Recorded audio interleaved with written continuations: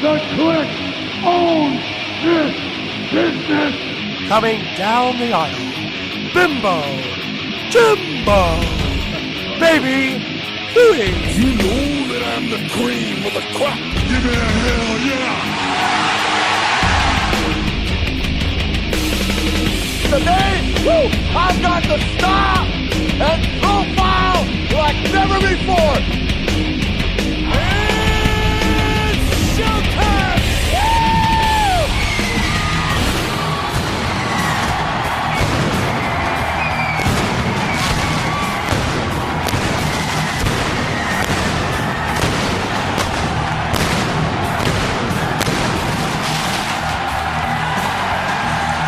Welcome, everyone, to this week's episode of In The Kliq. I'm Baby Huey, and joining me once again, my tag team partner for this week, my partner in crime, and I like to say this as well, my enforcer, Philip from the Bulletcast. What's up, Philip?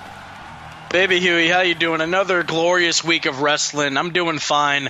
The Messiah's watching some old school WCW, stunning Steve Austin versus Ricky the Dragon Steamboat for the U.S. title, but that title doesn't matter. This one does.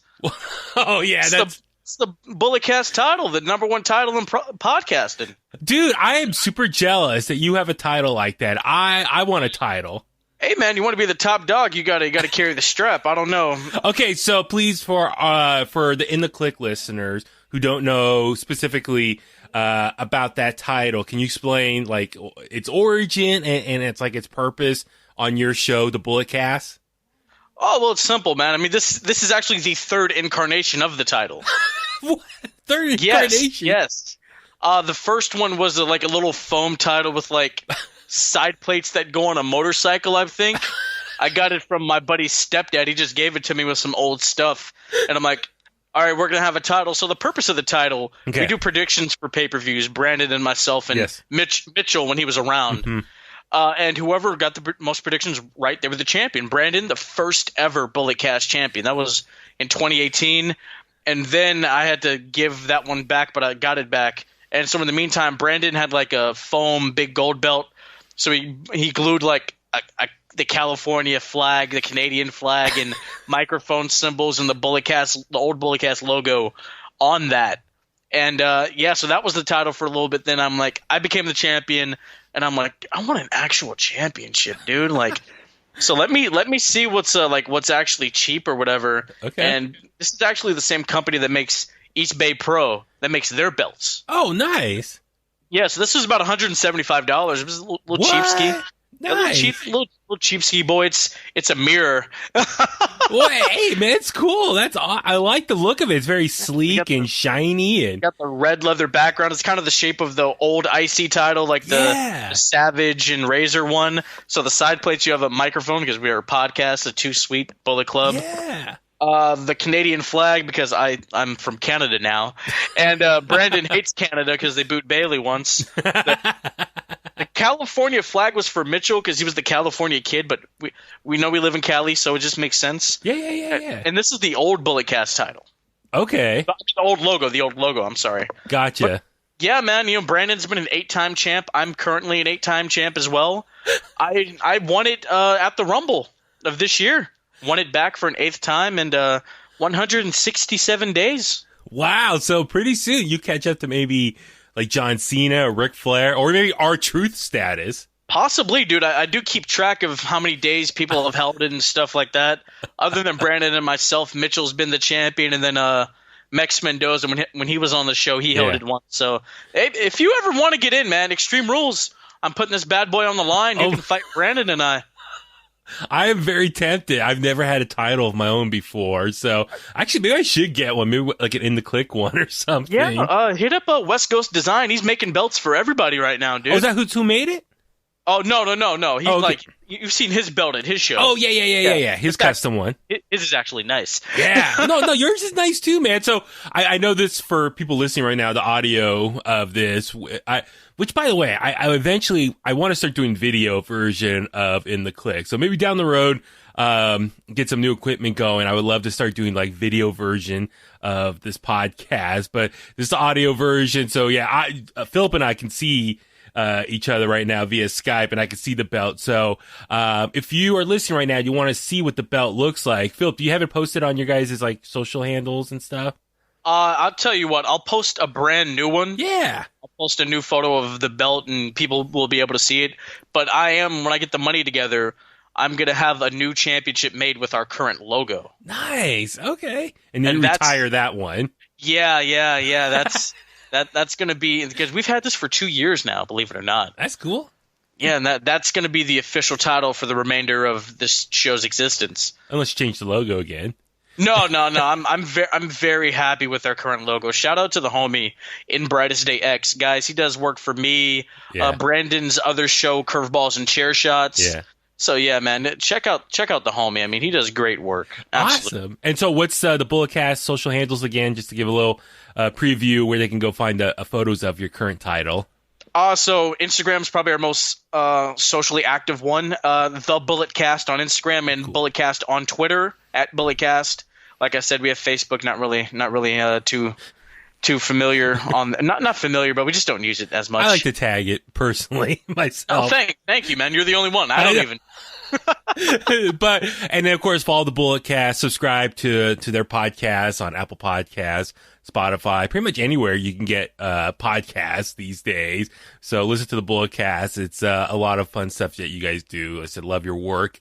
And speaking of social handles, please follow In The Kliq, Facebook, Twitter, Instagram at In The Kliq. Also subscribe to In The Kliq on YouTube. We got a lot of segments posted there for the last couple of weeks, and I've been trying to mix things up with the more graphics and stuff as well. So please check that out, and of course, subscribe to In The Kliq on Apple Podcasts, Spotify, Google Podcasts, pretty much anywhere, all the major platforms you listen to podcasts these days.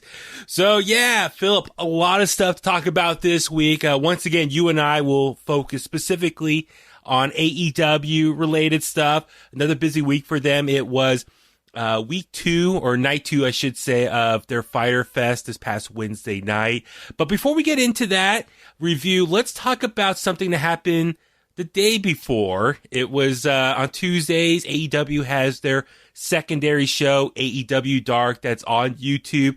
And for here in the Bay Area, it had a lot of hype surrounding that show.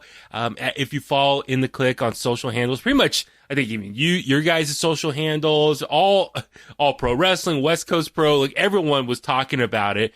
Our boy, the Bay Area Zone, Will Hobbs, made an appearance on AEW Dark. I guess you could say his debut for the promotion, wrestling on AEW Dark, taking on a match against Orange Cassidy.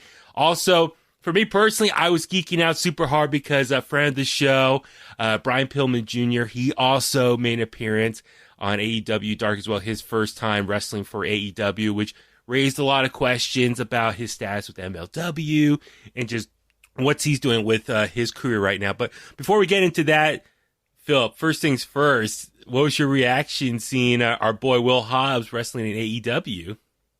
Dude, I was so happy. I mean, they announced it a few days before, and I put it over before it even happened, and then you see the match, and hey, look, it's like Marcus Mack said, the owner of All Pro Wrestling, moments are more important than minutes, and that's true. It was a huge opportunity for him, and Cody has ties to APW, you know, given the couple matches he wrestled for the promotion out here. So, you know, that was awesome to see a Bay Area homegrown talent get his opportunity to shine on that big of a stage.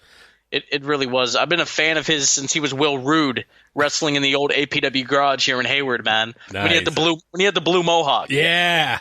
So, you know, every time I'm at a show and he's there, we chop it up for a little bit. He's just such a good dude, man. I'm so happy for him. Yeah, he's definitely someone. I mean, of course, he's a Bay Area guy, and he pays his dues and works his ass off here in the Bay Area, wrestling for multiple promotions, but mostly with APW, and he's even more recently with West Coast Pro Wrestling. But I know he makes appearances at other places as well. But it was just cool, like, see someone who works their ass off here in Northern California get the opportunity to wrestle on that big of a platform for AEW, who a lot of people say is like, what, the second largest company, most popular company in the world right now, or at least here in North America. So for him to get that opportunity, very happy. Like you said, I with you was very excited for him at the opportunity. And I was just so happy for him because it's like he's been paying his dues and working his ass off for a long time to get a shot like that. And so see anyone do that, you can nothing but be happy for them for that opportunity. So I would love to learn more about that. Maybe one of these days we can interview him, and I would love to learn just the whole process. Like, how did he get contact? What was the whole setup process? Because I'm really curious. Because right now AEW, like everyone else, is going through this pandemic. So how did this work out? Did they told him to show up at a certain day and time? And like, what was his travel situation like to get out there with the pandemic and stuff? And we've seen him the last couple of weeks. He's been playing security for Britt Baker as well. So when we saw him initially there, we're like, oh, that's cool. He's there on set for Dynamite. And it's like, okay, he's got his foot in the door. He's there on Dynamite being security for Britt Baker. What if this is going to lead to anything else? And sure enough, he also wrestled on AEW Dark. So it was just a super awesome moment. And like you said, Marcus Mack put out there, moments are greater than minutes, hashtag willpower. So for anyone who hasn't watched it yet, go to AEW All Elite Wrestling's YouTube channel, subscribe to that, watch AEW Dark. And they also even upload the match individually by itself. So if you just want to watch that, you can. Now, I know it was a very quick match. Will Hobbs, playing the role of like a heel, was kind of talking some S to Orange Cassidy. And then when the match started, he came charging at Orange Cassidy, who ducked. Will ran to the corner, fell back, and then Orange Cassidy took his elbow pad off and hit him with the flying forearm, like via Superman punch style. And got the 1, 2, 3, which I know is a quick match. Some will say a squash, but listen, for Will, he went out there, did his job of helping give some momentum to Orange Cassidy, give him a big win before his match with Chris Jericho. So kudos for Will Hobbs for being a wrestling professional, going out there and doing the job to help get Orange Cassidy over before night 2 of Fyter Fest.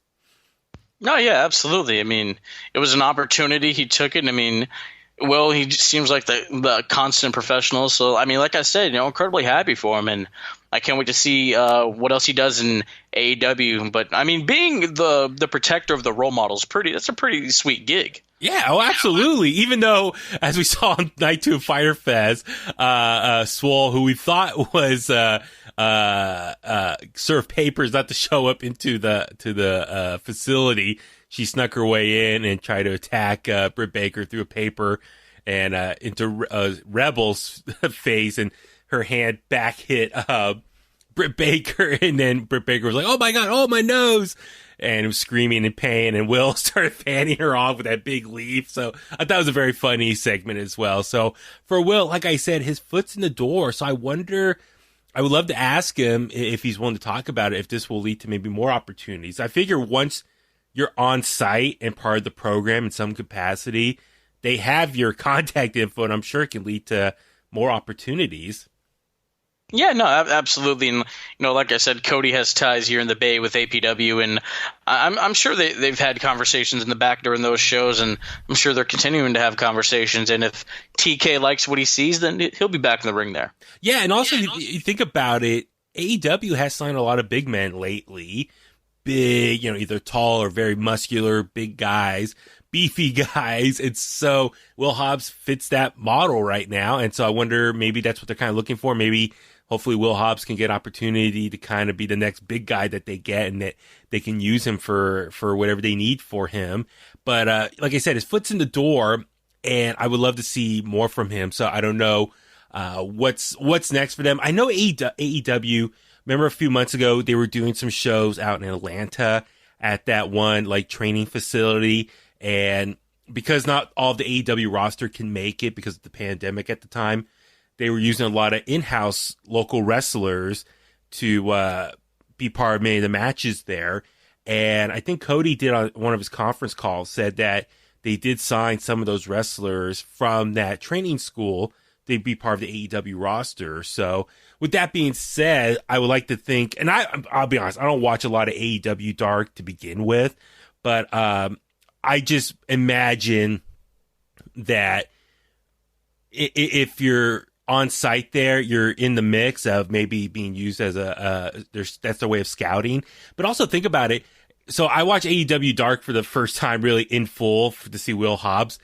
And I noticed they had a lot of other like upcoming young talent there. So I wonder if that's like their training ground to give a lot of these people some, TV time, test the waters out and see, or maybe some young talents that they can maybe potentially sign long-term deals. This is all me speculating right now. But nonetheless, if Will Hobbs was there, I wonder if they're open to signing more people. So they signed some people from Atlanta to be part of the promotion. So I wonder maybe some of the people that have been showing up on AEW Dark recently can also be potential new signees down the road. My fingers are crossed if that's the case, and maybe Will Hobbs can be part of the extended roster for them. That'd be so cool. Yeah, absolutely. I mean, he could be using like a battle royal or something, or a challenge Cody for the TNT title. What I want to see is him versus Brody Lee, because the last couple matches that Will Hobbs has had, he's starting to use a clothesline or a lariat to finish it. Yeah. Brody Lee does a discus lariat. Oh, now, Will Hobbs, he's not like Stan Hansen. He can't see up close. He's not just going to throw it. I mean, he'll throw it, but he has like a little running start. Yeah, kind of like a la JBL, man. So I think that'd be dope. Oh, yeah, that'd be cool. A little battle of the lariats. The modern-day lariat thrower, who's the best. Yeah, exactly. I think that'd be interesting. But yeah, like I said, for Will Hobbs, I could just hope that he gets more opportunities with them, and hopefully, maybe leads to him signing with them in some capacity and some long-term deal for him. He deserves. He's been putting the work in, so it'd be really cool. And then I mentioned earlier also Brian Pillman Jr. showed up, and I know he's been appearing. He's been there backstage for some events in the past, and people notice him. I think it was a recent episode of Dynamite or Fyter Fest Night 1. He was there in the crowd. So a lot of people are like, oh, what's he doing there? He's an MLW guy. And he also, I think, appeared at, was it All In or All Out? I can't remember which one. Maybe it was All Out. But he appeared, I think, in their Battle Royal back when his hair was really bleached blonde and he had the mullet going. He still has the mullet, but it was bleached out back then. So it was also announced that he was going to wrestle on AEW Dark, taking on Shawn Spears. And a lot of people were like, whoa, wait a sec. He's signed with MLW. How is he there? And I guess the day before, an interview came out, and he was kind of talking, I want to say vaguely, but he was kind of saying, like, he really enjoyed his time in MLW. He wishes them nothing but the best, and he hopes to work with them again. Like, I'm just paraphrasing here. You can look up the quotes online. If it was, I think, with Wrestle Talk or something, where he did this interview. And so he's no longer with the company? Well, so here's the thing. A lot of people from that interview were like thinking, is he done with MLW? And me personally, I'm a little bummed out. I love MLW, and I love what he's been doing with them. I really see him as one of like the main guys that company can grow with as far as a core roster. But then MLW quickly released a press release that was, I think, within the next day or so.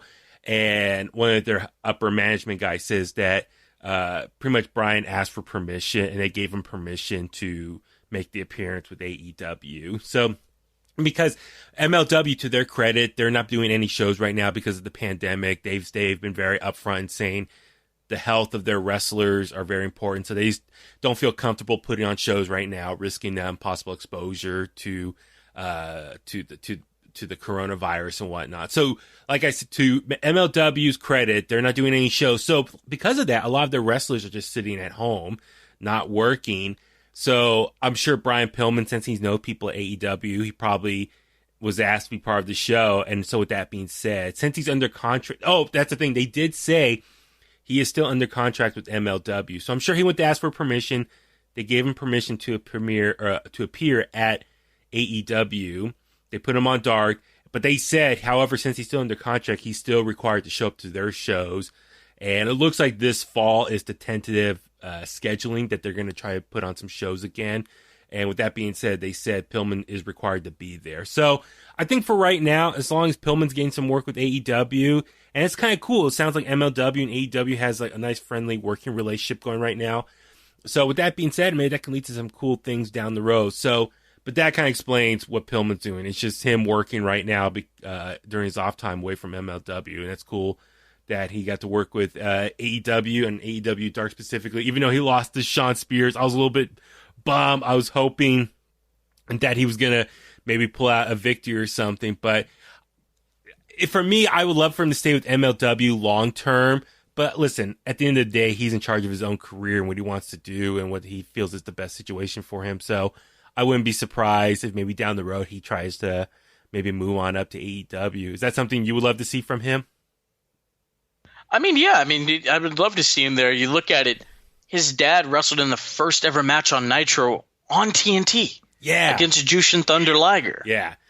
It just makes sense for him to be there. Yeah. TNT and all that stuff. Kind of like how, Dusty, Time Warner, Ted Turner, Cody, the same deal. It's all poetic in a sense, and it just makes sense. Yeah. So it's definitely, it's very cool seeing like these second and third generation wrestlers appear on AEW and then appearing on TNT that way. Absolutely, and I don't know if WWE still has the trademark to this because they acquired WCW, but Hollywood Blondes 2.0.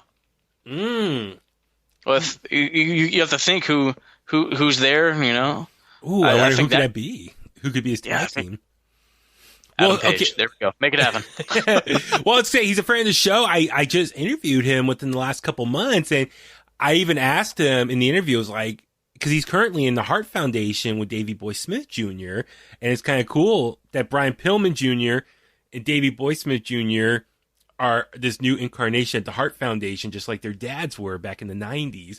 And so I asked him, are you guys open to adding more members? And he says they would love to, but he said ultimately Davey Boy Smith Jr. makes the final call on that and who they want to add. So it'd be interesting.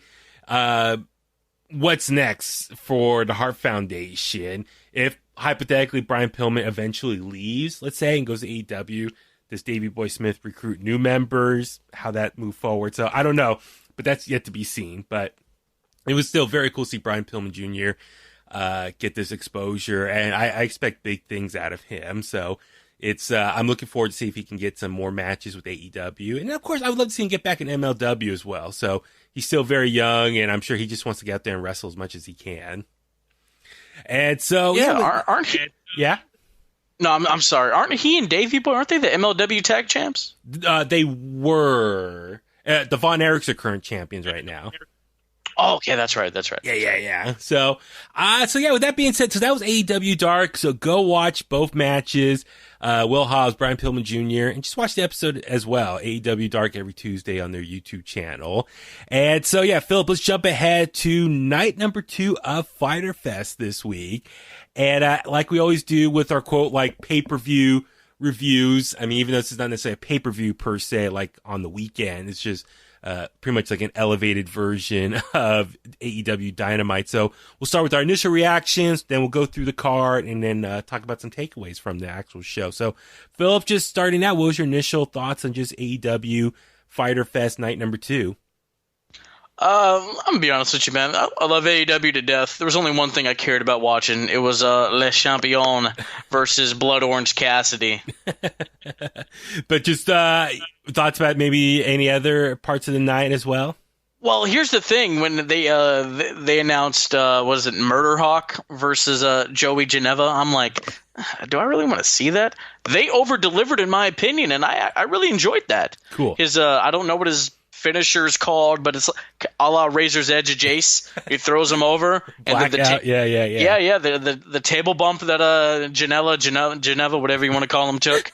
I thought that was good. I'm like, okay, they over delivered. I didn't expect to enjoy it, but I did, and I like that. Yeah. So here's my thing: is I enjoyed the show overall. Once again, I really thought they went all out to deliver just a very stellar pay-per-view quality show again.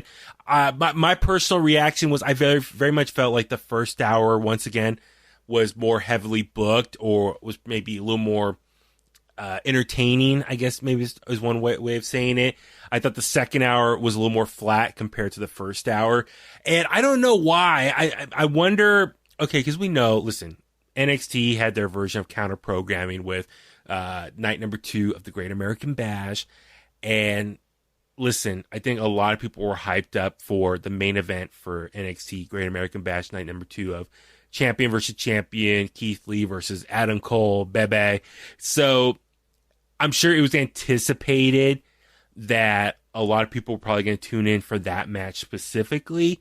So I wonder if AEW, with that being said, maybe thought let's really stacked up the first hour of the show and really trying to get people to tune in and hopefully win them over that way, that they want to tune in for the whole show.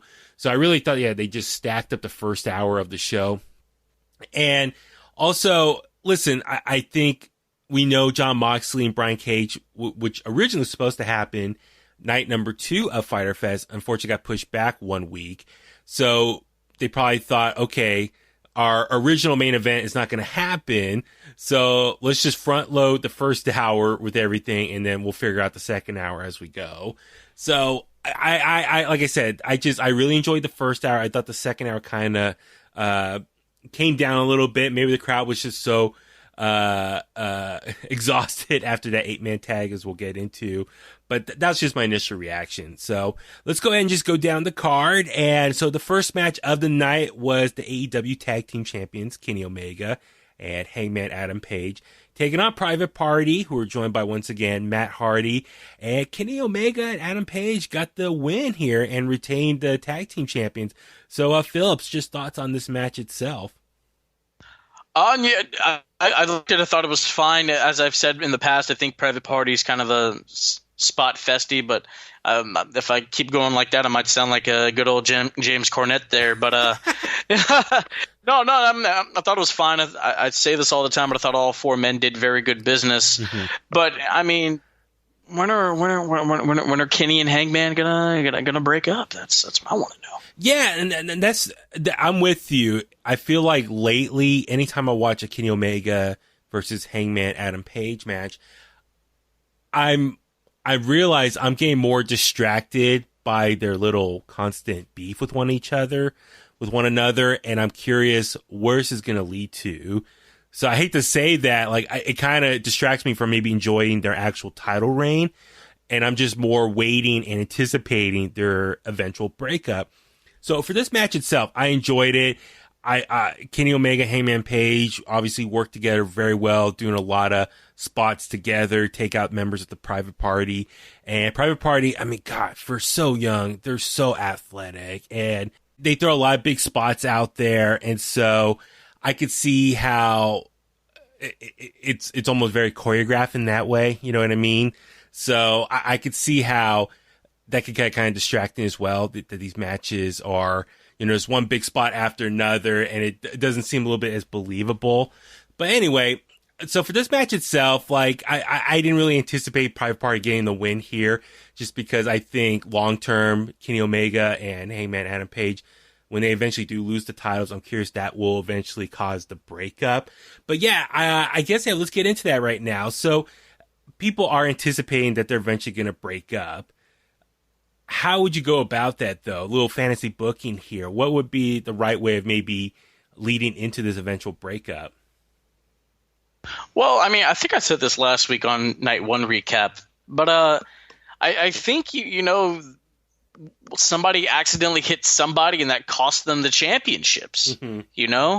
I'm in favor of Santana and Ortiz beating those guys for the titles because they haven't really done a whole lot. Yeah.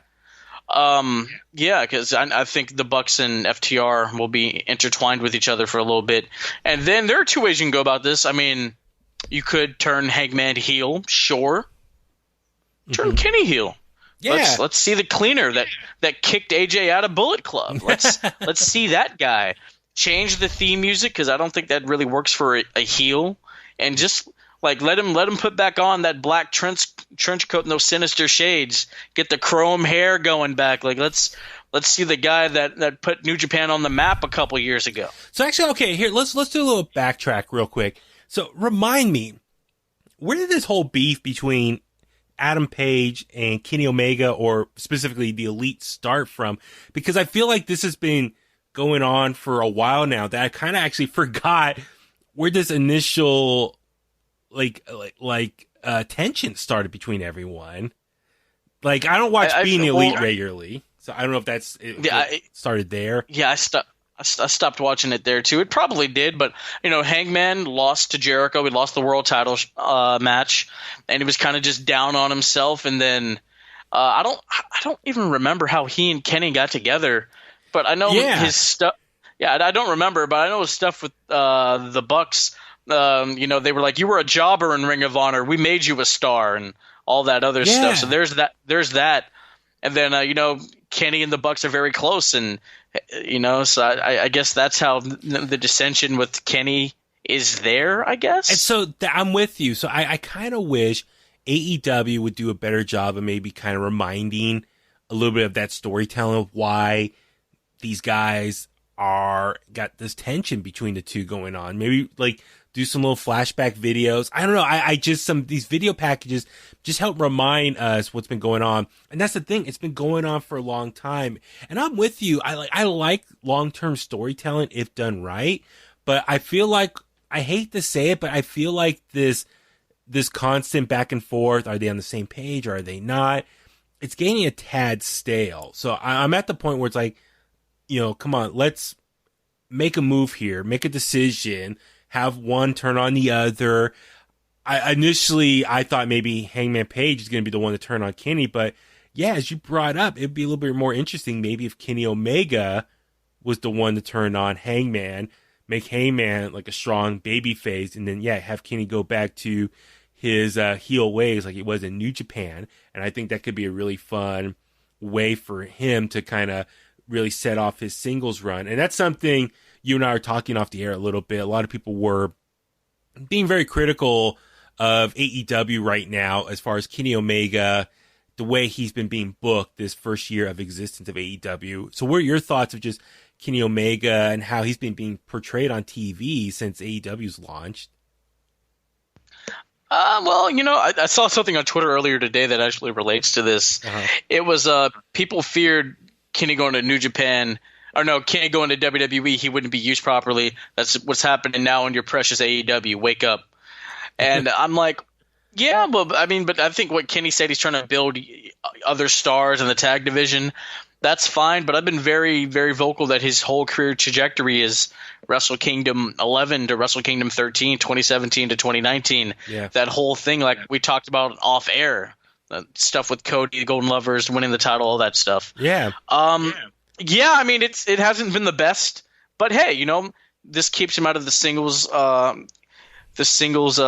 act, and other people have been able to shine. Like Jericho did this stuff with the title, now Mox has it, and you have guys getting shots like Jungle Boy and Scorpio Sky, now Brian Cage. Mm-hmm. So yeah, I was just gonna say I've been kind of reading like comments on Twitter and stuff, and it sounds like I guess some people, they want to see AEW develop more non-WWE guys as their top guys. And looking back on it, remember, like Kenny Omega was one of their big first signees as a company. I think it was actually, I take that back. So Jericho, Britt Baker, and a bunch of people were their first like big announcement back in January 2019. And then the second, he was announced in May? Las Vegas, right? Early May, yeah. I mean, you have to look at it like you could say former WWE guys draw more money. Yeah. Because of where they were. Yeah, absolutely. That's a possibility. But here, like Kenny, like does he have star potential? Absolutely. I mean, you look at how many U.S. fans became fans of Japanese wrestling because of the guy. Absolutely. But yeah. Well, I'm with you as far as like Kenny Omega really got put on the map from that like easily that 3-year window of like back to back like amazing Wrestle Kingdom matches between Okada, Chris Jericho, Okada again, of him like winning the IWGP Heavyweight Championship, and the buzz those matches got was what helped get him more attention over here in America again, and he became arguably the best wrestler in the world.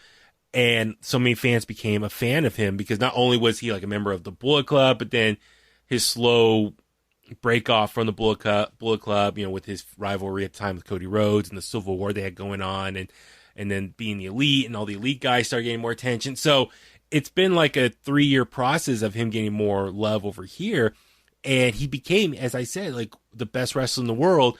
And so a lot of people were anticipating that was going to continue when he came over to AEW. And a lot of people, I think, are a little frustrated that it has not worked out that way in that first year. He's been more, he lost, what was it, Double or Nothing to Chris Jericho, and Chris Jericho. Was that the number one contenders match? Yes.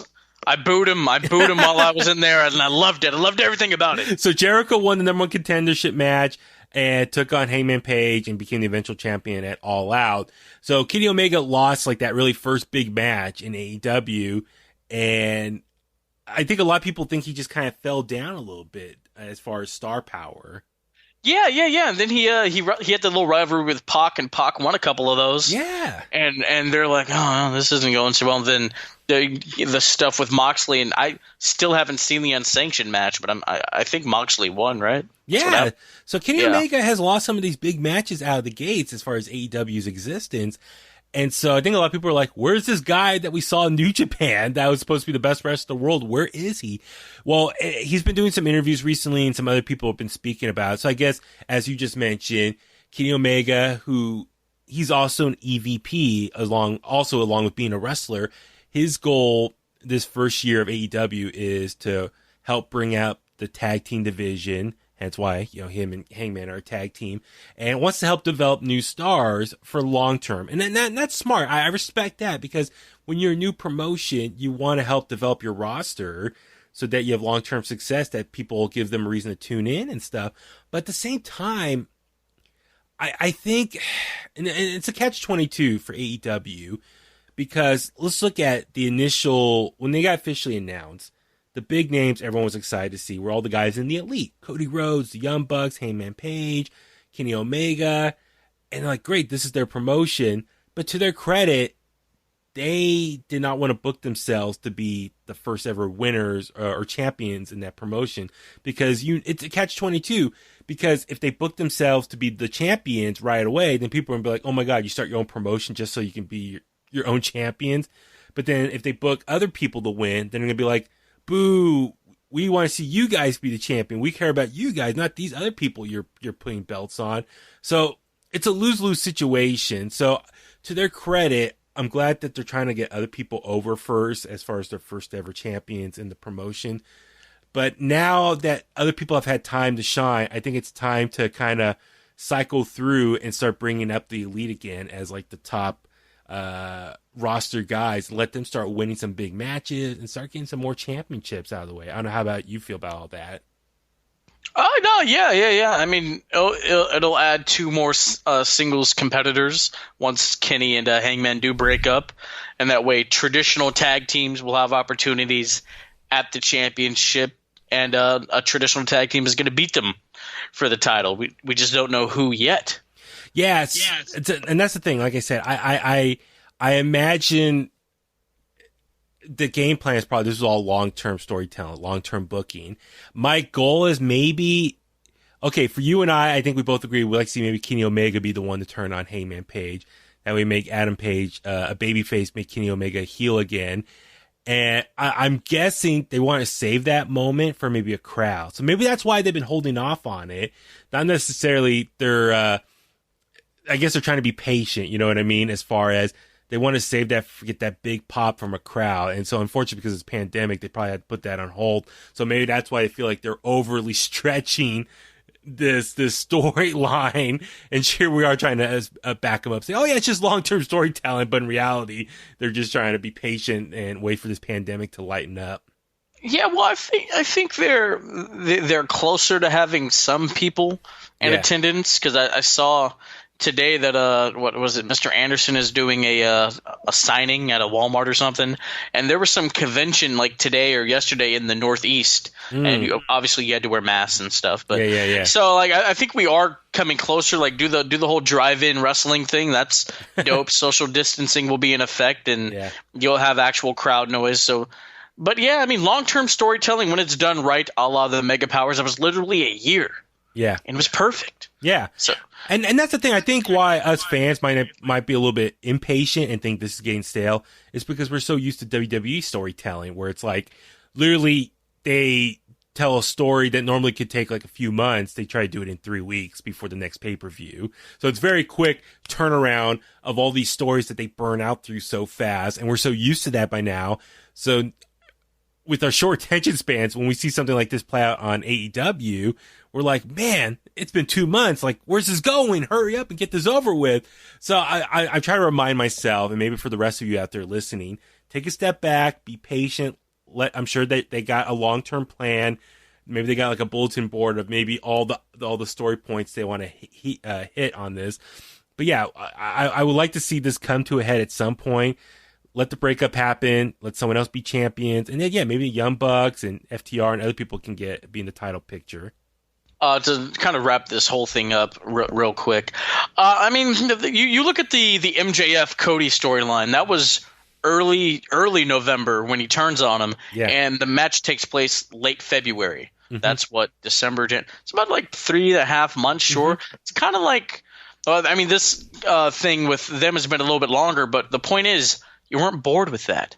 Yeah, you weren't. So I know people are starting to get a little antsy, a little bored. Maybe Fight for the Fallen. We do something to kind of spice it up. Yeah. Like show like, oh, they're turning on each other pretty soon. Yeah. So yeah, get the ball rolling. So maybe we'll wait and see how that goes. All right. So match number 2 of the night was Lance Archer with Jake the Snake Roberts in his corner, and taking on Joey Janela with his partner Sonny Kiss. As of late, was out there, but unfortunately, Joey Janela comes out to the ring. Lance Archer comes out and's carrying Sonny Kiss on his shoulders as if he just beat him up backstage and brought out there. But it was a hard-hitting match, and as you mentioned at the beginning of the show, just big spots one after another throughout the around the ring. But kind of more of your thoughts, Philip, about this match. I think I've used them all. I mean, like I said, I really wasn't expecting this to be interesting to me, but they delivered in my eyes, and they over delivered in my eyes, and I really did enjoy this. You know, shout out to the Murder Hawk, who I wasn't really fond of being Jake Roberts' guy that he's going to manage. I thought, he's going to be Luke Harper. No, okay, well. And then Joey Janela, as my boy Enzo calls him. I mean, he's more of the deathmatch guy and falling off of roofs through glass tables and stuff. But I've seen him actually wrestle at times, and he can do that. Yeah. So he kind of like put it all together here, took more high risk because he's working with a bigger guy. Yeah. But it all worked out in the end. Yeah, I'm with you. I really enjoyed this match. I think both guys went out there and laid their bodies on the line, especially Joey Janela, just as the smaller guy, taking all the big bumps from Lance Archer. Even I think the blackout, he threw Lance Archer through Joey Janela, through a table outside, another big spot there. And for Lance Archer, I thought getting this win here is crucial just to kind of reestablish him as this big monster.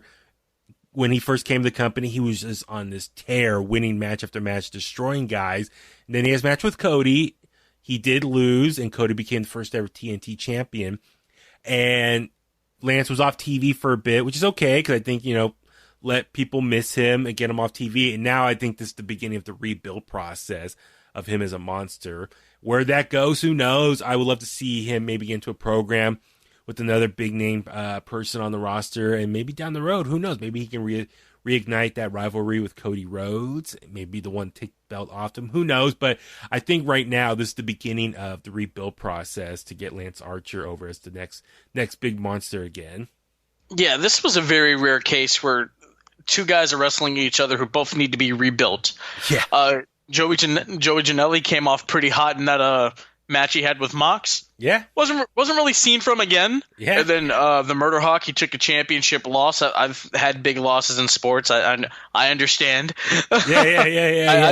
I understand that. So, just you got to go back to the well. All right, what did I do here that messed me up, and what can I do differently to prevent bigger losses like that in the future? So that's what's happening here with the Murder Hawk, and he has probably one of the greatest minds in the history of the business, and Jake Roberts there, to where when they're just like hanging out together, I'm sure he's just picking his brain of like, all right, so if I'm in the ring, what do I do here, and other stuff like that. What I want to see him to start using the DDT. Bring it back. Bring it back, man. As a finisher, not just a transitional move. Yes, dude. Like the DDT, like. Shout out to Alexa Bliss who started using it and actually winning matches. Nobody's kicking out. That's what I want to see. I mean, he's a big guy. Like he can really just wrench on their head with that bicep and just drop them. Yeah. I love the DDT. I know there's other variations of it out there. Moxley was using for a bit as Dean Ambrose. Finn Balor kind of does like his version where he kind of lifts them up more. But yeah, the way Jake the Snake Roberts used to deliver his DDT was just he was snapping them. He would snap them quick and just shove their head in the ground. I love the way he did it. It was so simple, but it just looked so ferocious. So yeah, if Lance Archer can bring that into his arsenal, I think that'd be awesome. Maybe a blackout into a DDT or vice versa. But with Joey Janela, though, I was just going to say, yeah, I feel like he hasn't been on TV much lately, and maybe they can start rebuilding him. I'm not sure. Maybe him, Sonny Kiss can maybe just be more of a tag team, and maybe they can get involved in the tag team division more. But yeah, Joey Janela, I'm just kind of curious long term, what's his ceiling with AEW? No offense to him, but he's a smaller guy, but he's kind of known for more of his hardcore background with all the big spots he's done. So I'm just kind of curious, long term, where can he go in AEW, and what's maybe like the most appropriate use for him long term? Create a hardcore title and give it to him. I don't. I really don't know. Yeah.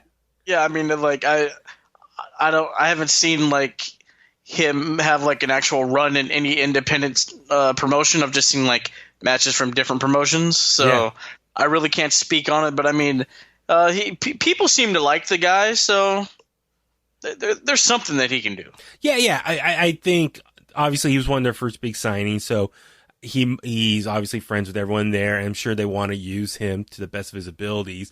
So I'm just kind of curious, though, with all the newer signings that they've had, where can he go in the company? Like, where's his place in the actual card, and where can they use him for long term? So, help putting over big guys like Lance Archer, I think that's great because he could take all these big moves. But yeah, I'm just curious long term, where is he going to go? And that's someone I'm going to pay attention to. Like you said, I don't know too much about him as well. In his background, I know he was big on the indie scene, did his own promotions and events. But yeah, I that's someone I'm going to watch and see where he goes over the next 6 months and the next year. So it'll be really interesting just to kind of keep an eye on how he's going to be used moving forward. And so yeah, the third match of the night, which kind of was the crossover for the halfway point of the show, was the 8-man tag, the Butcher and the Blade and the Lucha Brothers taking on FTR and the Young Bucks. And Philip, I don't know what else to say other than wow, this match was all over the place. Bleacher Report, they called it a glorified cluster. Yeah. Which. Yeah, it was. I mean, you have I don't want to call them spot monkeys, but the guys that do a lot of the high spots in the Lucha Bros and the Bucks. And then you have the kind of the straight shooters with the Butcher and the Blade, and then FTR. So, but I think it all mixed well together. And then that Canadian Destroyer spot to the outside. Yeah, I've never seen that before. That was cool. Crazy. Yeah, no, it was a car wreck, but I think it was also in a good way.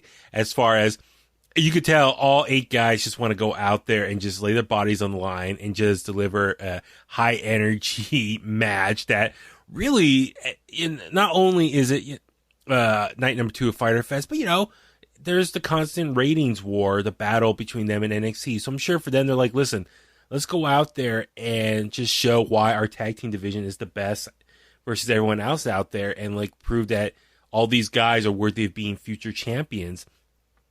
And, like the Butcher and the Blade, I've come to like them a lot lately. I like kind of their look. I kind of like when they're not wrestling, they're now in all white outfits now. But when they come to the ring, they still got like just their simple black boots, black trunks, and black jackets. And I'm glad to see the Lucha Brothers back because they've been gone for a while. Pentagon, I believe, was stuck in Mexico.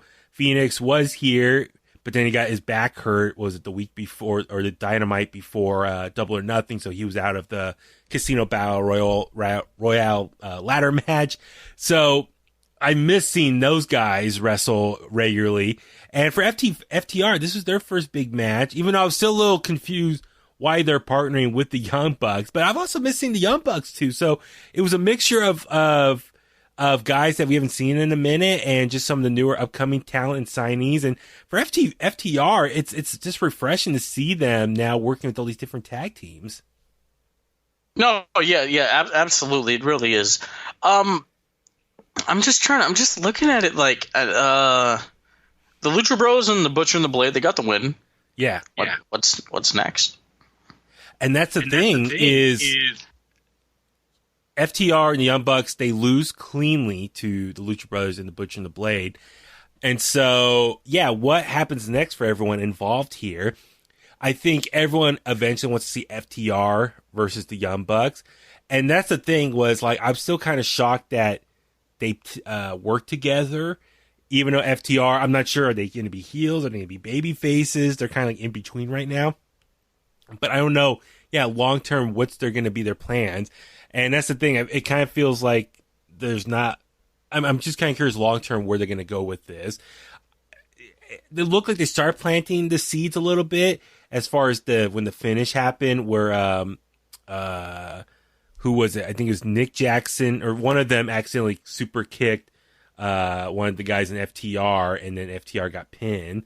So it was like, okay, like one guy accidentally kicked the other team. So eventually this might lead to them like turning on each other, like pissed off, like you cost us this match. But then after the match, they're always shaking each other's hand. If FTR and Young Bucks were shaking each other's hands, like, wait, you guys accidentally kicked each other, we lost, and now they're shaking hands. So it was kind of confusing in that sense. Like I was thinking more, maybe one of them reaches for a handshake and then they blow them off, said, no, you cost us the match, and walk out. They didn't do that. So I wonder how they're going to eventually lead to a Young Bucks versus FTR match down the road. I mean, I said this when I was on the Rudos podcast yesterday. Look, man, All Out is what, early September? We're in. Yeah. Oh Jesus, we're in July, huh? Yeah. So less than 2 months. I don't think we need any more tag teams stretching out. My idea was have those two guys wrestle have those two teams wrestle at All Out, and winner becomes number one contender to the tag titles. Mm-hmm. But in the meantime, if you can figure out a nice schedule, let's get another tag team tournament going, and you get FTR and Young Bucks in the final. Whatever team goes over, okay. And they take the titles off of Kenny and Hangman. Okay, so I can see that. So maybe, FTR versus Young Bucks for the number one contender match at All Out. The winners take on Kenny Omega and Hangman Page. And then that tag team will then beat Kenny Omega and Hangman Page, and that leads to their eventual split as well. So, okay, I like that. I can go with that because that could really set things up for the next, 4 months easily. So, we'll just have to wait and see. But I the little match I was confused by the ending of like I would think that would plant the seeds for them turning on each other, but it did not. They were shaking hands. So still very confused. So still curious to see where the tag team division goes after this. Next up, it was announced that Nyla Rose was scheduled to appear, and it was a handicap match. She took on a couple local talents, it looks like, and it was very much a quick squash match. Yeah. Kylan King and Kinsey Page. Yeah, so strong effort from both of them. They did their best taking on the beast Nyla Rose. Absolutely, she announced that she's gonna have a manager or something. Who do you think it's gonna be? That's a good question. Who's free? Well, I was looking online, and a lot of people are commenting, thinking, "Oh, maybe it's gonna be Vicky Guerrero because she's someone who's been hanging around as part of AEW events as of late, and she does have history managing, being a commissioner, and that's true. She got Edge and Ziggler to the world title. Yeah, so, and that's the thing. Nyla Rose says she noticed all the champions in AEW, or a good portion of them, all have managers. Look at Cody with Arn Anderson. You also look at Taz. Oh, that's it. We forgot to talk about Taz. So, okay. No, you go. No, I was just going to say, okay, so Nyla Rose said, Taz, Brian Cage got a title from Taz, the FTW championship. So she's like, I need a manager to help me get back to the women's title scene. And she wants a manager to take out, to win back the women's championship. So she says she won't reveal it right then and there. She'll eventually announce it. So we shall wait and see. I'm like I said, I think it's probably going to be Vicky Guerrero, unless it's someone else they have in mind. But yeah. So go back to Taz. We got to mention that. So they were teasing this, that Taz and Brian Cage were going to come out. Taz is going to have a major announcement. So they come out, and Taz is holding a bag, and he announced he's bringing back the FTW championship, and he was giving it to Brian Cage. Philip, what are your thoughts on just that whole segment? Man, when he took out the FTW title, I was like, yo, this is what's up. Because if you listen to Taz on the AEW podcast a few months ago, he talked about that, and I was like, no, like I legit defended that like it was the world title. And I'm like, this is what's up, man. It was so unique for that time. It really stood for everything that he was about during that era of ECW when he was there. And for him to award it to Brian Cage, I love it. And people are like, oh, is it a real title for it? No, it's like Levi Shapiro. He's the Wrestling with Regret champion, right? But so that's kind of, even though he doesn't actually defend it. So that's basically what it is. Can you remind people, in case maybe our younger listeners out there who didn't grow up around ECW era, just explain what the FTW championship was, or what was Taz using it for? I think I'm in that demographic. I was like 1 year old when this thing debuted. Yeah.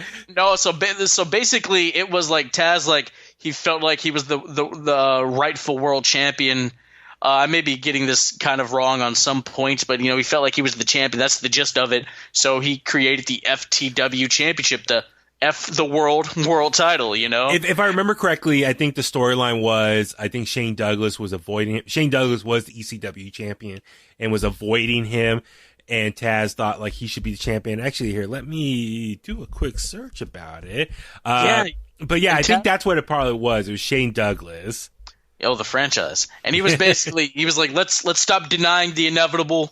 And that's where that championship comes from. Yeah. And it was different. It was the black and orange. That's what Taz made a career out of wearing. And it's not there were a couple variations of the championship back in the day. Yeah, there was the one, it was kind of copying the Winged Eagle from WWE. Yeah, I'm looking on Wikipedia right now. Yeah. And it had the black strap, and then there was the one with the orange strap. Yeah. Which I think he used that one more. But this one, it's cool, man. It's a black strap. I think it has an orange backing. And so, I like it. Yeah, it's okay. I'm looking at Wikipedia here. It says the title was used to compensate for storylines that had to be dropped due to injuries. ECW World Heavyweight Champion Shane Douglas had a serious sinus infection and an elbow injury, and Taz and Al Snow also missed their matches at WrestlePalooza 98 due to health problems. ECW owner Paul Heyman said the title suited Taz's badass, no-nonsense attitude. So, yeah, very much like, as you said, Levi Shapiro, Wrestling with Regret champion.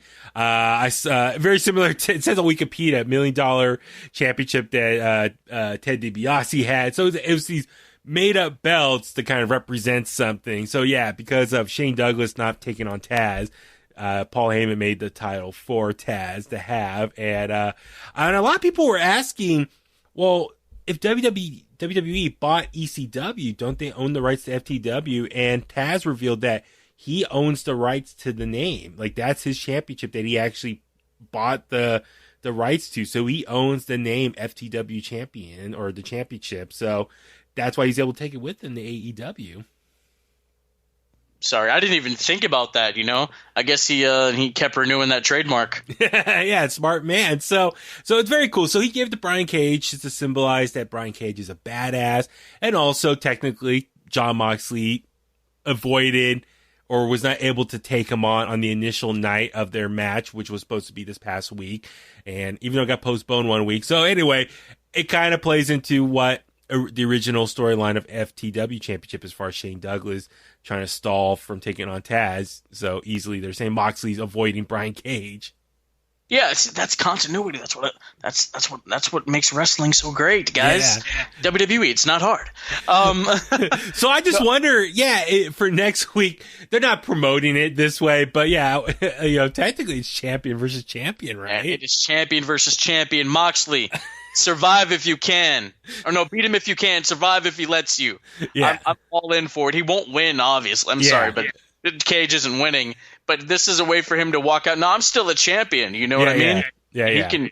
Hell, if TK wants him to do it, he can defend it. Sure, why not? Yeah. So I'm curious. Yeah, will they become like a legit another title that AEW uses for matches and whatnot?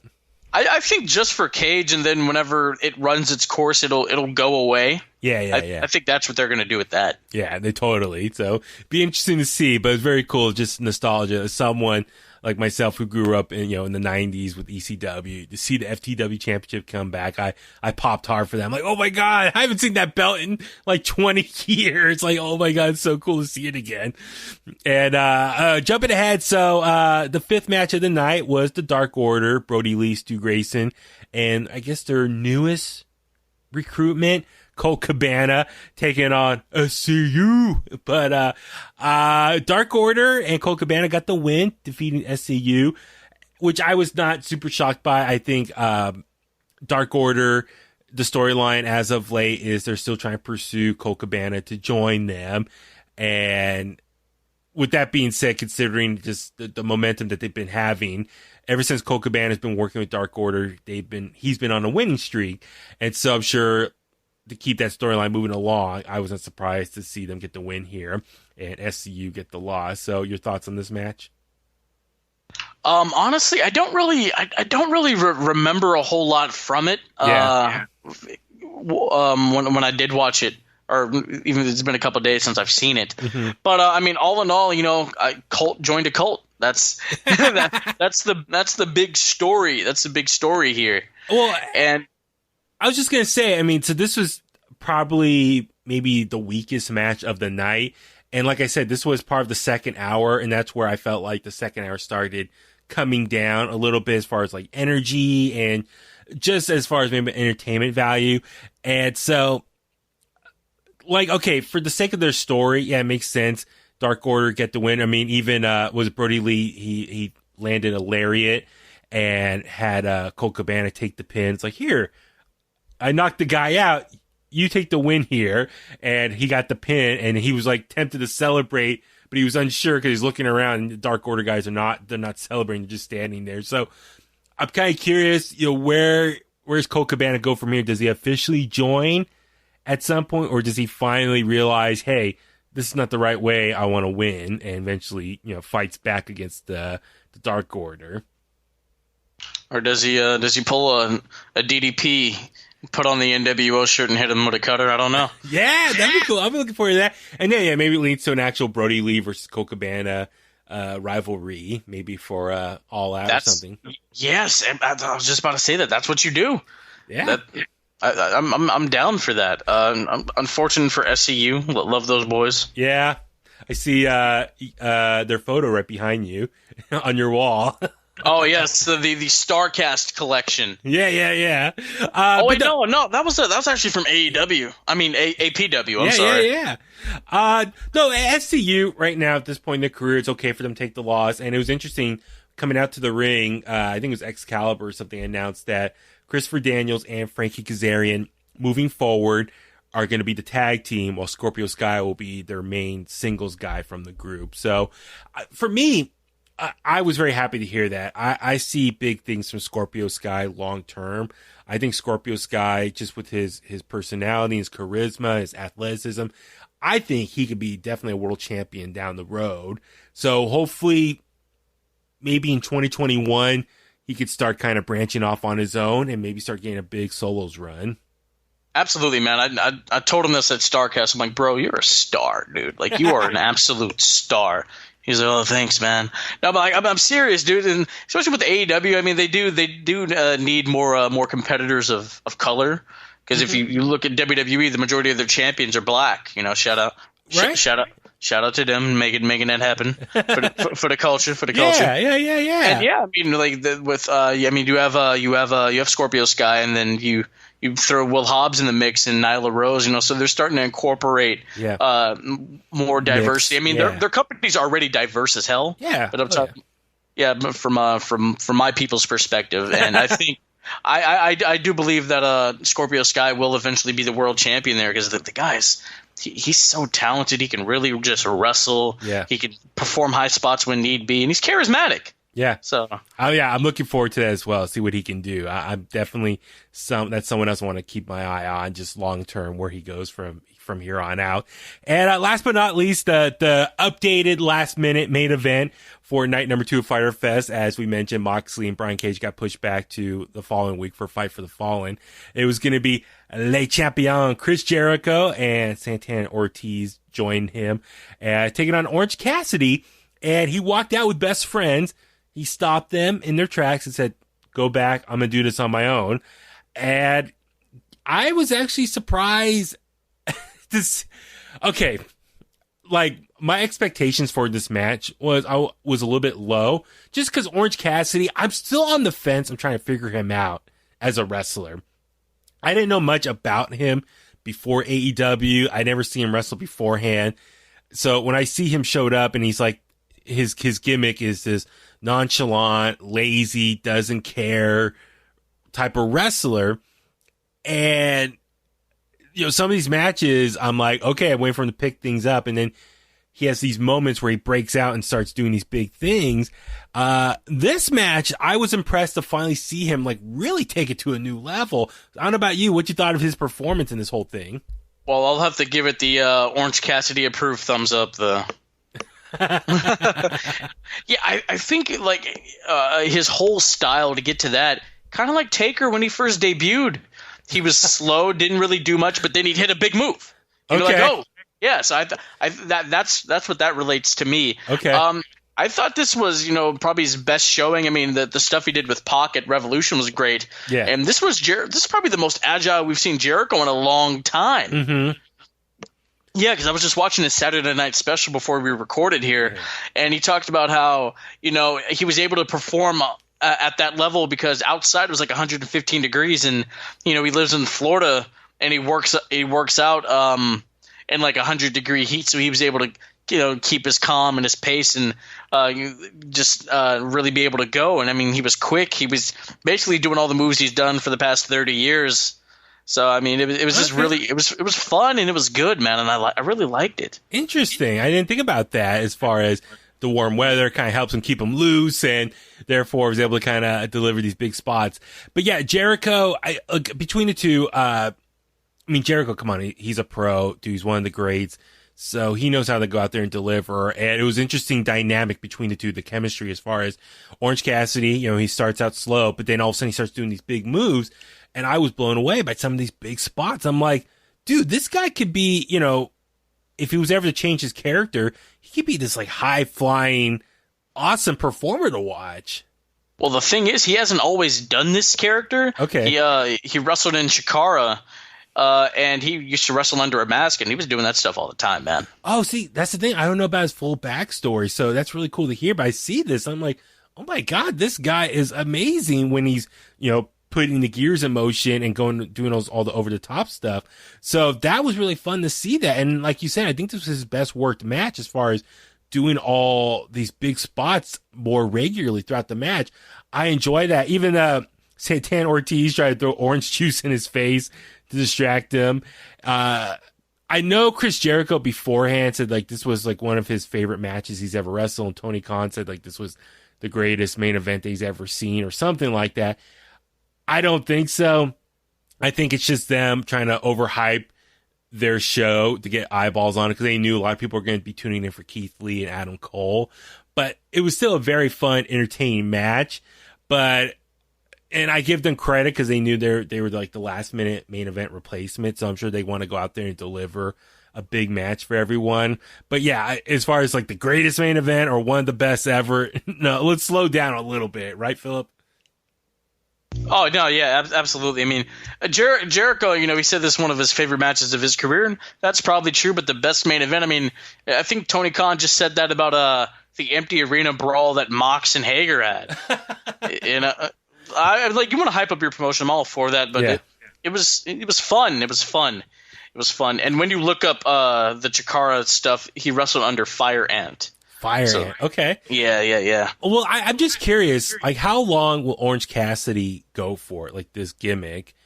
Like, I'm just curious, like, long term, is this something he can run with for a couple years, or does he eventually kind of break off from that and, like, wrestle a little more seriously, or does he change the name, or does he go away for a while and gets, like, a makeover? I don't know, like, a rebrand. I'm just curious if he has any idea of the timetable of how long he wants to go by this for. I'm not sure how long he's actually been doing this, but it seems to be working. People love it. Yeah. People dress up as him for Halloween, so hey, just roll with it for as long as you can, bro. And actually, something I wanted to ask you was, so people were kind of, listen, Orange Cassidy, it's a very polarizing figure. I think there's a lot of people who love it and get it, and there are a lot of people who don't like it and think it's a waste of time. I see the entertainment value in it, and that's why I, for the most part, enjoy it. But I could see why sometimes some people might be turned off by it, because the fact he kind of acts so nonchalant at times, I think it kind of ruins kayfabe a little bit, as far as he's not trying, and yet, like, he'll bust out some big thing, and it's like, wait, where'd that come from? And so I can see both sides of the fence on this as far as the criticisms about Orange Cassidy. Something people were criticizing about this was, if you think about it, so the build for this match was for what, the last few weeks now? Am I right? I mean, is that safe to say? Yeah. But at the same time, NXT has been winning the ratings the last few weeks. So a lot of people are saying, as much as Orange Cassidy might be a fan favorite, he's not helping them improve their ratings. So I'm just kind of curious, from your perspective, that's something you agree with, that when Orange Cassidy has been, quote, in the main event scene as far as storyline telling for the last few weeks, that's when AEW ratings have dropped a bit. And so a lot of people are saying, well, see, that's why you need to push Cassidy back away from that, maybe back more to the mid-card scene or another spot on the show. I don't know. I would love to kind of hear more people's thoughts about that. But it's interesting. I mean, listen, and I don't think Orange Cassidy is the main reason why AEW might take a little dip in the ratings, and NXT has been improving. I think NXT has had a lot going their way the last few weeks with the Adam Cole and the Keith Lee storyline. I mean, a lot of people have been really excited for that matchup. Also, listen, we're still in the pandemic, and a lot of things are going on right now. People's schedules are all over the place and not watching TV regularly and tuning in right away on Wednesday nights. I think there's a lot of factors, so I'm not personally going to put it all on Orange Cassidy's fault. Yeah, no. I mean, according to Le Champion, NXT has been winning the ratings. If you seen his little Twitter rants. Yes. I mean, look, NXT has had a lot going for them. I mean, Sasha Banks has apparently up the ratings with her performances on NXT as of late, and like you said, the whole Adam Cole, baby, and Keith Lee stuff that they've been doing over the last couple of weeks. But I mean, you look at it, like, neither show was number one. I mean, they're getting beat by MTV The Challenge. Like, like come on, let's calm down. Yeah. So calm down. I'm with you. Like, I don't think it's all necessarily Orange Cassidy's fault if there's a dip in the ratings the last few weeks because he's been in the main event storyline scene. I think there's a lot of moving parts and factors with that. So I still want to see Orange Cassidy do big things with the company. So just be curious of long term, how's he going to continue with this character?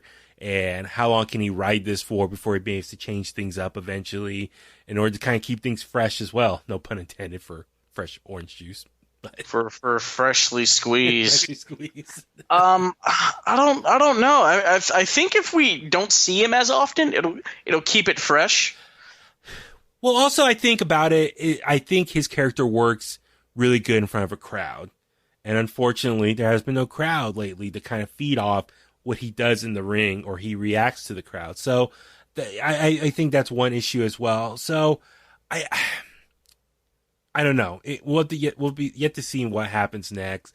And, of course I want to see a crowd in attendance again for these shows. But listen, I know all these companies are trying to do their best, put it on entertaining wrestling matches despite no crowd there. So it'll be interesting to see. But yeah, no, overall, it's still, I thought I enjoyed the match for what it was, very competitive. And I think they did as best they could in that spot that they were put in. So, jumping ahead real quick, Philip. So this Wednesday night is going to be Fight for the Fallen. It's going to be the second annual version of that. They did it last year as well. And it's cool. They're going to be help raising money for, last year was for gun violence. This year it's helped to raise money for COVID-19 relief. And they have 4 matches announced already, so it's already kind of a stacked card. So let's quickly run down it real quick. We have the Elite, Kenny Omega, Matt Jackson, and Nick Jackson taking on Jurassic Express. Thoughts on who might win this one? The Elite. Yeah, it has to be. Bro, what is it? What is it? Kenny Omega's going to V-trigger Marco Stunt's head off. Well, I wonder if Hangman Page is going to get involved somehow. Would he be ringside supporting them? Maybe on commentary? Drinking a beer? Yeah, absolutely. So I would love to see him and what his role is going to be with this match. Also, we see FTR taking on the Lucha Brothers. So this is a matchup I think a lot of people are excited to see ever since FTR was announced that they signed with the company. Because think about it. FTR, with them coming to AEW, all this new fresh matchups for them to take on that they haven't had a chance to take on before because of all their years in WWE. So for this match, taking on Lucha Brothers, this is, low-key might be the match I'm most excited for. How about you? Yeah, absolutely. It's going to be a precursor and a predecessor to when they finally get in the ring with the Young Bucks. Because it's sort of a similar style. The Young Bucks, they can't do the Lucha style. That's how they trained for the Escalera de la Muerte. Back in August. So it's going to be fun, and I'm excited. It's just, like I said, two different styles of teams. One team, they're very high flying. They do a lot of spots. FTR, man, they're straight shooters, man. They remind me so much of Tully and Arn. Yep. Yeah, so they're doing this week. They did the pile driver, right? We're into the in the corner. Yeah, then Scott Dawson when they not Scott, Dax Harwood. I'm sorry. Yeah. When they wrestled SCU a few weeks ago, he did the slingshot suplex and threw up the 4. Yeah. I'm like, oh yeah, dude, let's get into it, man. I'm excited. Yeah. So it's I'm really looking forward to that match, and then also Cody bringing back the open challenge for the TNT Championship. And initially it said just open challenge, and then I think the next day it was announced that Sonny Kiss is going to take on him. So I anticipate Cody getting a win here. No offense to Sonny Kiss, but yeah, Cody, I just think it's going to be a pretty quick, easy victory for him. How about you? Yeah, it's going to be nice. I think Sonny Kiss will have a very nice showing. Yes. Because of the stuff he does in the ring, it kind of reminds me of what Goldust used to do to Razor Ramon back in 95, 96, just kind of rubbing and gyrating on him. So yeah. I think that stuff's going to go down. But he, like I said, he'll have a very nice showing. I know there are some people who have been very fond of Sonny Kiss, and he hasn't really done much at all this year. Mm-hmm. So this will be a nice outing for him. But I don't think he's going to get the job done. Yeah. Cody keeps the title. Yeah, I was going to say, this is going to be a good opportunity for Sonny Kiss to get some eyeballs on him because, he does have his history with Lucha Underground. But yeah, since joining AEW, he hasn't had much screen time. He's been doing a lot of stuff on AEW Dark and this new partnership with Joey Janela. So hopefully this is the beginning of maybe Sonny Kiss starting to get some more reps on Dynamite for future shows. And last but not least, as we mentioned, AEW World Champion Jon Moxley taking on Brian Cage, the returning FTW champion, and Taz is going to be in his corner. So I think you kind of mentioned it earlier, but I think you and I both agree Moxley's going to get the victory here, right? Yeah. My brain's telling me Mox, but my heart says Cage, man. Double champion walking out there, just to copy what NXT did last week with shout out Keith Lee. Hey, that would have been hilarious if the match had taken place, on time, and then he awarded him with that. Be like, yeah, who's double champ now? And they're both double champs in the same night. Yeah, that'd be hilarious. But yeah, I see. like Cage just got this new mock champion. Like I don't see him winning another one right away. So I think Moxley retains, and I think it just kind of adds to Jon Moxley's current title reign as far as just beating all these big competitors coming his way. But real quick, I'm just curious, how would you summarize Jon Moxley's current title reign so far in AEW? I mean, it's been kind of simple. I mean, he had the big win against Jericho. He had the okay match with Hager. Okay, a pretty good hard-hitting match with Brody Lee. And then because of the pandemic, he hasn't been on as much. But he's been getting victories so far. So, I mean, that's one way of looking at it, right? Have you noticed the world kind of went to the its once Jericho lost the title? That's a sign. Jericho gets the champion back. Absolutely, I need Le Champion back for real. Yeah. No, I mean it's been okay. I mean, you could kind of say the same thing about the WWE title run. Like it was there, you know. Yeah. I mean, he's still the champion now, and I feel like once he's there on a regular basis again, and we start to get crowds back, that it's going to be amped up, and I think the second half will be better than what we're seeing now. Yeah, well, I just think hopefully with Brian Cage, if he gets this loss here, very similar to what I was talking about with Lance Archer. Lance Archer took the loss against Cody for the TNT Championship. That Brian Cage, once he loses here, maybe he's off TV for a couple weeks. When he comes back in a roaring fashion, rebuild him up as a monster. Because he's been built tremendously tough, just killing guys in the ring since he's made his debut with the company a couple months ago. So Brian Cage, when you got these big monsters who come in, Lance Archer, Brian Cage, you see them win right out of the gates, and then their first big match opportunity they lose. I know some people get critical and hate that because it's like you build this guy up just to lose eventually down the road.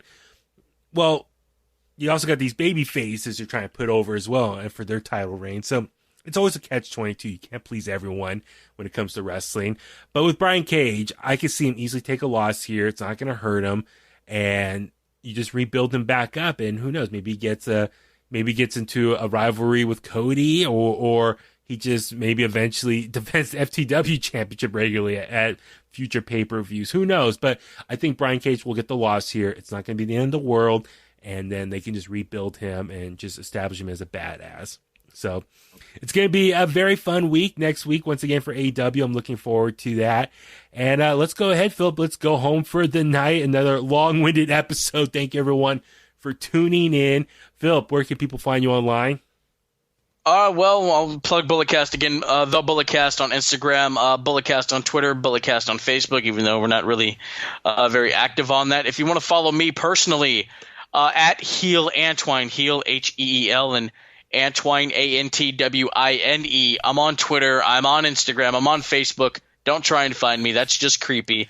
Also, let me plug Complex Conversations. It's another podcast I do. That podcast talk about what's going on in the world, politics, social injustices, whatever I feel like. So Complex, COMPLEXX. That's 2 X's, not 3. 3 is something completely different. And Conversations also. We're on Anchor. Both podcasts are, and because of Anchor, we're spread all across the podcast globe. Yeah. If you want to start a podcast, guys, use Anchor. It's phenomenal. It's absolutely great. I know. Thank you for the recommendation. That's what In The Kliq's on now. I love it. It's very easy to use. Absolutely. And I will lastly say this. Diamonds are forever, and so is the microphone messiah. Ooh, I love that. And I'm Baby Huey. Follow me on Facebook at Baby Huey Official. You can look for me there.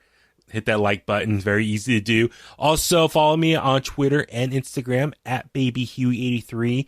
And for everything In The Kliq related, at In The Kliq, Facebook, Twitter, Instagram. Also, YouTube. Hit that subscribe button.